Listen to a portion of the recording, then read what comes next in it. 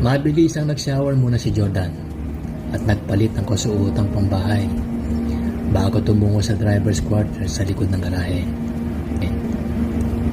Sarge? Sarge? Sarge? Ang tawag ni Jordan.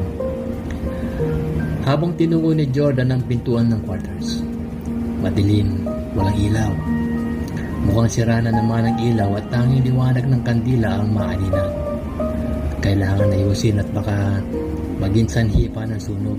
Pag-isip-isip ni Jordan. Sarge?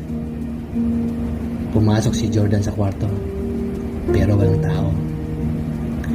May kumukurap na liwanag ng kandila na nanggagaling sa loob ng banyo.